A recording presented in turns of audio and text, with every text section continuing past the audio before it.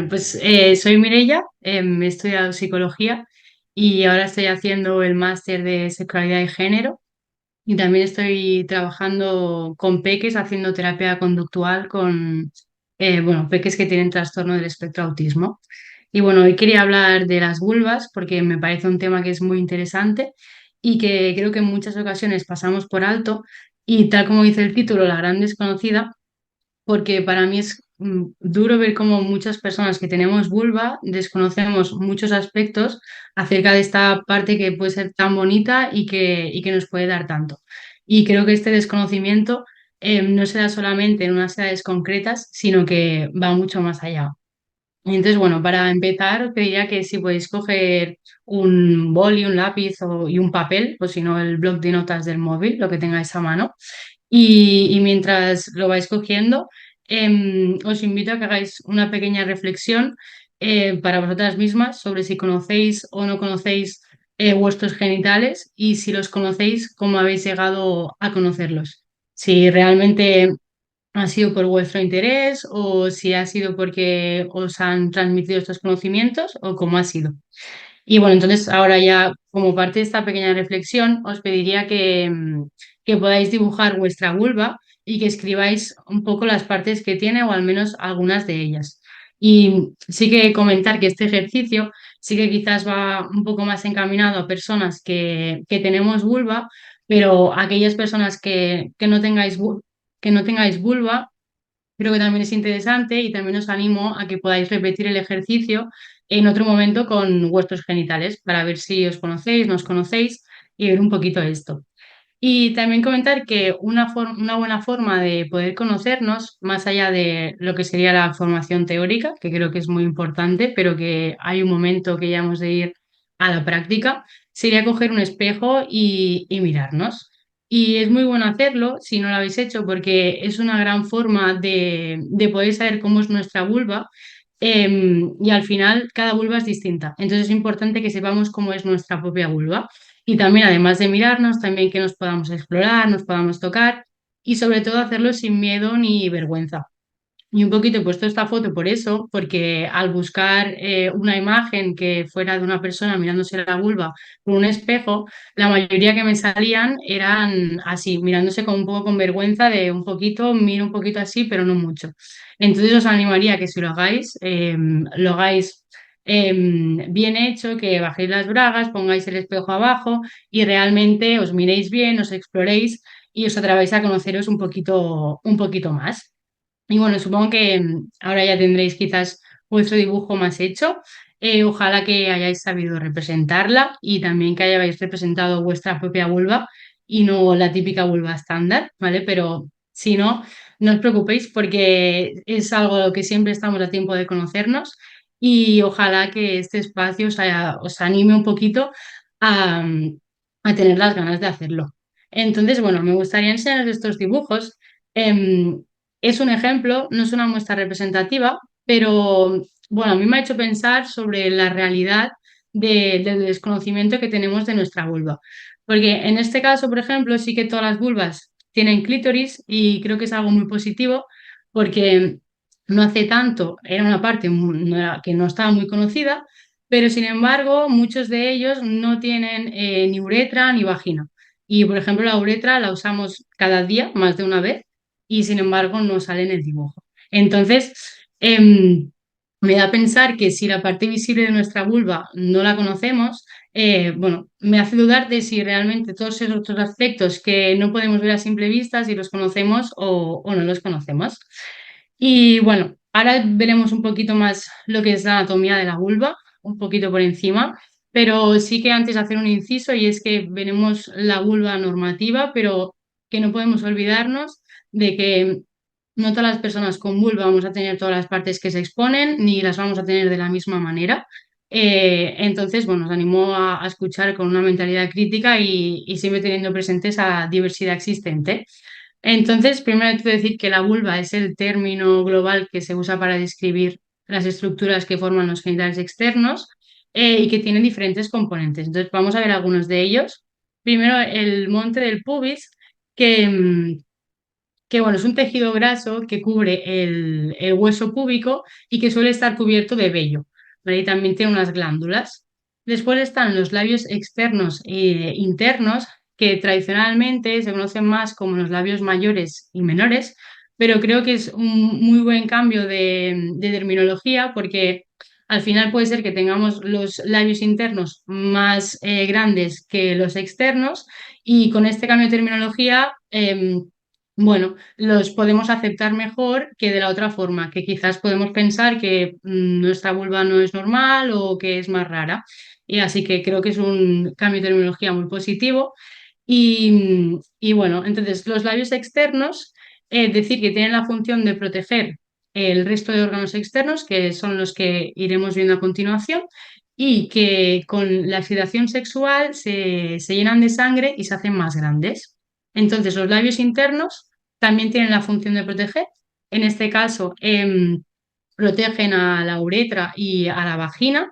Y también lo mismo, tienen, o sea, con la excitación sexual también se llenan de sangre y se hacen más grandes. Entonces, bueno, los internos suelen empezar en el clítoris y luego se extienden hacia abajo.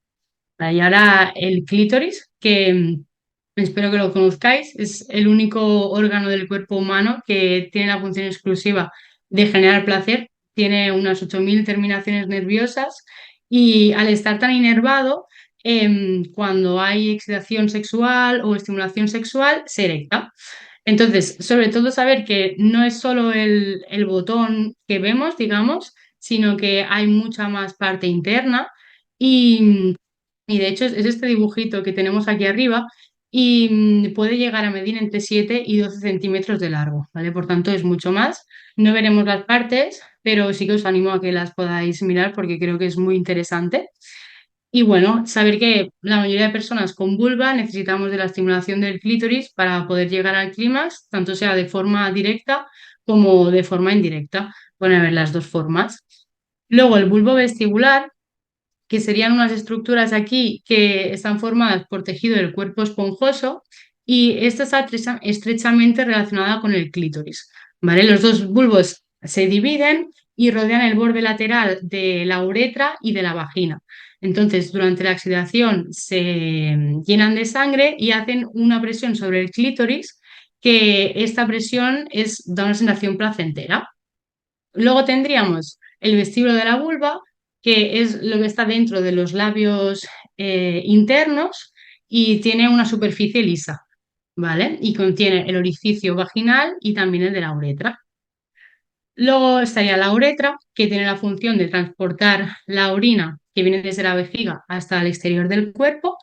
Y a los ambos lados de la uretra están los orificios de drenaje de las glándulas prauretrales, que lo que hacen es segregar una sustancia que lubrica la apertura de la uretra y también actúa como antimicrobiano, ¿vale? Para prevenir las infecciones del tracto urinario. Luego, el otro agujero que tendríamos más abajo de la uretra sería la vagina. Y aquí, primero de todo, decir que bueno, remarcar la diferencia entre la vulva y la vagina, porque a veces creo que son palabras que se usan como sinónimos y no son lo mismo, sino que la vagina es una parte de la vulva, como estamos viendo, y por decirlo de alguna forma, la vulva sería la parte externa y en cambio la vagina sería la parte interna. ¿Vale? De hecho, la vagina es un tubo elástico y muscular que está conectado al cuello uterino y se extiende a la superficie externa a través del vestíbulo vulvar. Entonces, la abertura de la vagina puede estar parcialmente cubierta o no de, de una membrana que es el himen. Entonces, el himen ni lo tienen todas las vulvas, ni las vulvas que tienen himen, todos los himen son iguales, ni el hecho de tenerlo o no tenerlo depende de haber tenido relaciones sexuales con penetración o no. Yo creo que es muy importante tener esto presente porque hay muchos mitos en torno al himen, entonces creo que es algo a tener en cuenta. En cuanto a las funciones de la vagina, tiene varias. Una es que actúa como canal para que salga la menstruación, también funciones sexuales, funciones de reproducción, ¿vale? Tanto es un depósito para que se acumule el semen antes de subir para el cuello uterino y también puede actuar como canal del parto. Y luego la defensa inmune, protección con el pH ácido, la flora local y también la señalización química. Luego, bueno, a ambos lados del orificio de la vagina tendríamos las glándulas vestibulares mayores, que lo que hacen es segregar una sustancia mucosa que lo hacen en la vulva y también en los bordes de los labios internos. Y este moco actúa como lubricante y también humedece la vulva, ¿vale? Y aquí un pequeño detalle es que si nos miramos la vulva, los tres agujeros que tenemos, el de más arriba sería la uretra, luego tenemos la vagina y el de más abajo sería el ano. Y bueno, no hemos visto todas las partes de la vulva porque hay muchas partes, pero creo que como mínimo nos podemos hacer una idea de las partes que son así como más imprescindibles para conocer. Y vale, bueno, de nuevo repetir lo que ya he dicho, que hay tantas vulvas como personas en el mundo con vulva hay. Y aquí me gustaría explicaros una anécdota y es que fui a una charla de relaciones sexoafectivas que iba dirigida a familias y la ponente era una ginecóloga. Entonces, bueno, la ginecóloga explicó una situación que le pasó y dijo que no le había pasado solo una vez, sino que le había pasado más de una. Y explicó que llegó una madre con su hija a consulta y que la madre le dijo, oye, mírale aquí abajo porque lo tiene fatal. Y entonces la ginecóloga pues le hizo la revisión, le miró y vio que todo estaba bien y se lo dijo a la madre. Y entonces la madre le dijo, bueno, pero ¿estás segura? Porque tiene esta parte de aquí colgando, esto lo tiene más largo que esto. Bueno, realmente lo que os quiero transmitir con esto es que la vulva de esa chica estaba sanísima y el único problema que veía la madre es que esa vulva no estaba perfectamente simétrica. ¿Vale? Entonces, con esto lo que quiero es repetir otra vez que la importancia de tener en cuenta la diversidad de vulvas que hay y que no por ello tenemos una vulva rara ni no es normal nuestra vulva. ¿Vale? Y bueno. Vale. Ahora me gustaría pasar un poquito a la higiene íntima de la vulva, los aspectos que tenemos que tener en cuenta para tener una higiene íntima adecuada, pero antes de ello, primero ver unos aspectos básicos de la vulva que al tenerlos en cuenta, luego es más fácil a la hora de la práctica, porque si sabemos el por qué, pues vamos a entender mejor por qué es bueno hacer unas prácticas o puede ser perjudicial hacer otras. Primero, que la vulva es la primera línea de defensa para proteger el tracto genital de las infecciones. Luego que tenemos una flora que incluye diferentes microbios, microbios vaginales, uretrales, colónicos y también de la piel interstregiosa y que cada microbiota es diferente, ¿vale? Y podemos tener diferentes especies, cada una de nosotras, y especies como estreptococos, bacilos, micrococos, muchas especies diferentes, pero sobre todo saber eso, que nuestra vulva de forma natural tiene microbios. Y luego tendríamos el pH, que es el potencial de hidrógeno, y es un indicador de una de la acidez de una sustancia en una escala del 0 al 14. Entonces, lo ideal para mantener una salud íntima adecuada es que este pH se encuentre entre el 3,8 o el 4,5. Aunque luego haré un apunte sobre esto. Y el pH tiene tanta importancia porque su función es ayudar a mantener una adecuada flora que nos pueda defender de las infecciones. Entonces, es ácido este pH porque este entorno favorece que pueda haber las bacterias benignas y al ser ácido también hace que las malignas no puedan sobrevivir a este ambiente. Entonces, cuando hay una alteración de la flora y del pH, lo que pasa es que incrementa el riesgo de infección y también de padecer ITS, las infecciones de transmisión sexual, como por ejemplo la clamidia o la gonorrea. Y algunos de los factores que pueden contribuir a que haya esta alteración, pues serían la humedad, la menstruación, también las fluctuaciones y la sudoración. Y aquí me gustaría comentar una infección que es muy común, que igual muchas de nosotras la hemos tenido, que es la candidiasis, que se produce cuando la cándida, que es un hongo que tenemos de forma natural, crece de forma excesiva. Entonces, además de estos factores que hemos dicho, en la candidiasis, también aumenta el riesgo de tener candidiasis, que tengamos niveles elevados de azúcar en la sangre y también las píldoras anticonceptivas. Y aquí lo que os he dicho del inciso del pH es que realmente el pH a lo largo de nuestra vida va cambiando. Si bien el adecuado hemos dicho que sería el 3,8 al 4,5 sería la edad reproductiva. Y es que cuando desde pequeñitas hasta que nos viene la menstruación, en la premenarquia, tenemos un pH más alcalino, alrededor del 7, luego eso se vuelve más ácido, pero luego en la menopausia vuelve a ser más alto y sube al 6,5 o 7. Y también decir que en la edad reproductiva también va cambiando, porque, por ejemplo, cuando tenemos la menstruación, como bueno, la sangre tiene un pH básico, nuestra vagina también se vuelve más alcalina. Entonces, en este sentido, sí que es verdad que nuestro cuerpo suele estar preparado, pero aún así puede ser más susceptible a tener infecciones. Entonces, es bueno que estemos más alerta en este sentido. Vale, y aquí ya un poquito entramos en las prácticas para la higiene, pero primero empezaremos por aquellas que no son beneficiosas para nosotras, porque hay muchas que están muy normalizadas y entonces creo que es bueno que podamos hablar sobre ellas. Primero, las duchas vaginales, que pueden debilitar o también eliminar las defensas inmunes innatas porque alteran la flora y entonces nos pueden predisponer a infecciones. ¿Vale? Y además, las duchas vaginales también se han asociado a un mayor riesgo de enfermedad inflamatoria pélvica, de endometriosis, también de las ITS. Y realmente la vagina tiene sus propios mecanismos de limpieza y autoprotección, por tanto, se limpia sola y no necesita que nosotras la limpiemos. Luego estaría el hecho de limpiar enérgicamente, porque nos podemos rascar y nos podemos dañar.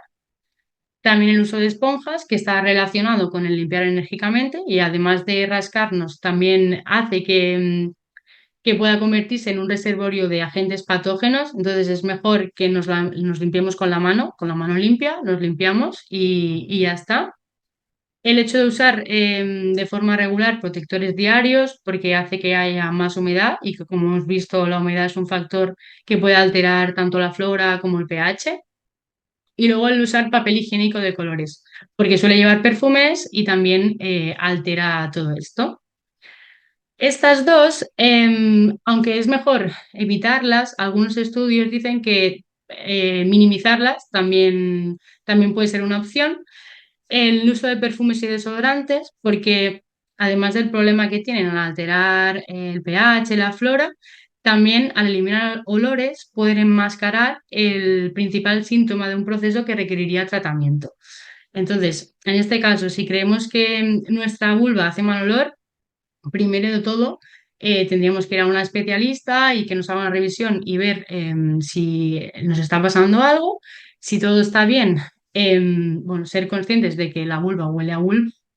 Y si tenemos en cuenta estos aspectos y seguimos pensando que huele mal, pues nos podemos fijar en otros temas como la alimentación, que también puede influir en el olor de la vulva. Pero bueno, siempre teniendo en cuenta estos dos aspectos. Luego el uso de ropa ajustada porque no deja transpirar. Entonces es mejor poder usar ropa que sea un poquito más holgada. Vale, y ahora vamos a ver aquellas prácticas que sí que son positivas y que necesitamos. Primero, el lavado de la vulva, igual que en la vagina se limpia sola, la vulva sí que la hemos de limpiar una vez al día con la mano, como hemos dicho, y la tenemos que limpiar para prevenir un poquito la acumulación de la secreción vaginal, de la orina, del sudor también, de la contaminación fecal, ¿vale? Un poquito todo esto.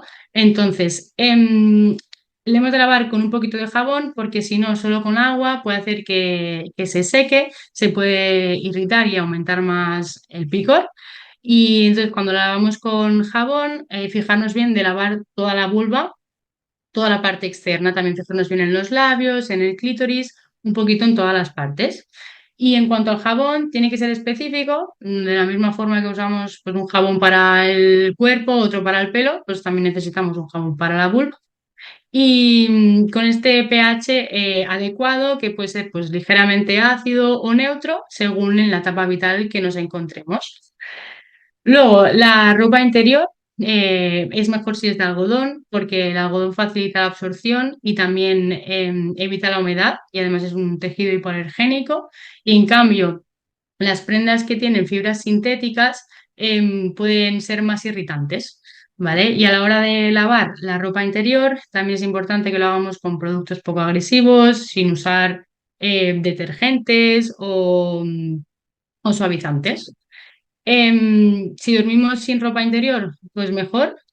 Y también el hecho de cambiarnos de forma regular de la ropa interior. ¿Vale? Que esto iría muy relacionado con el hecho de mantener la zona genital seca, ¿vale? Lo de cambiarnos regularmente a ropa interior, también lo que hemos dicho de no usar protectores diarios y además aquí añadir cuando usamos el bañador de no dejarlo húmedo durante mucho tiempo, porque si no, eso tampoco ayuda.